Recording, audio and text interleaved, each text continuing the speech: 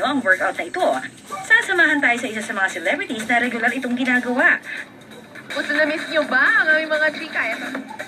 Ang ating morning katsikahan araw-araw na nakilala sa kanyang sweet personality and sexy body, si Miss Luan D.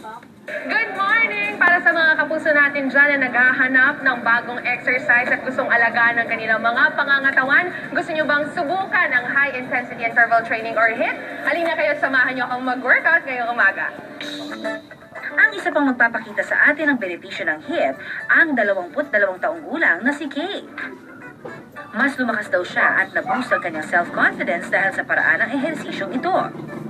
Before yun, sobrang insecure ako kasi buong katawan ko. Like, hindi ako malapalabas halos kasi natakot ako baka isipin nila na parang ang tangkad nga pero ang laki-laki naman. Tapos parang right now, kaya ko nang ipakita yung sarili ko na hindi lang pala sa mukha or sa pagiging friendly mo yung confidence na makuha mo. Sa 2 taon daw niya sa paggawa ng HIIT workout, nakapagbawas ng 33 pounds si Kay. Mula sa timbang na 158 pounds, ngayon ang timbang ni Kay nasa 125 pounds na lang.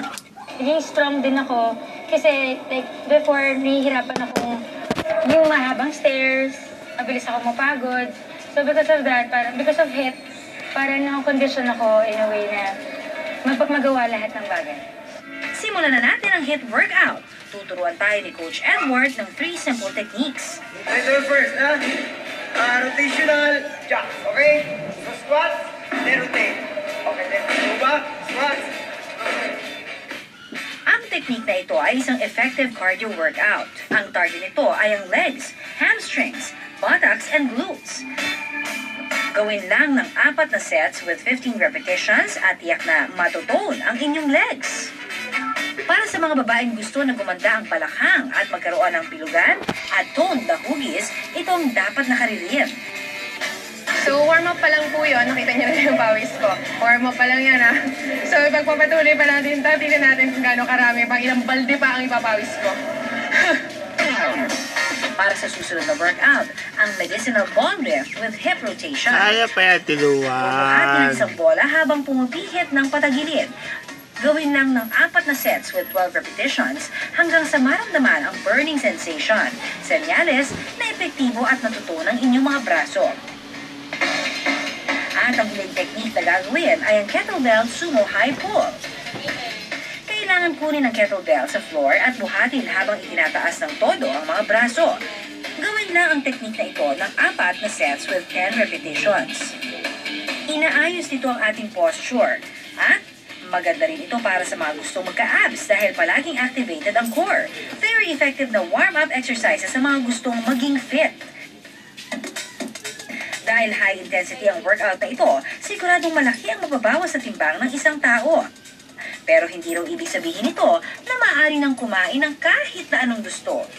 Kasabay ng high intensity workout na ito ay ang proper diet at sapat na tulog.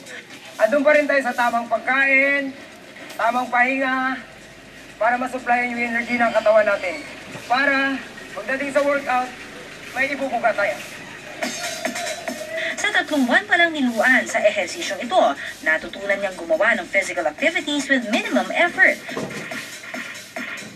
Gawin raw ang training ng HIIT, hindi lang pampapayat, kundi pampalakas rin ng katawan. So, after an hour and a half of high-intensity interval training, ganito po ang magiging itsura nyo. Hulas. Pero okay lang yon. No pain, no gain. Di bale, lalakas naman kayo. Kaya, kung gusto niyo, pwede niyo pong subukan ng workout na ito. All you have to do is maghikahos, kagaya ko.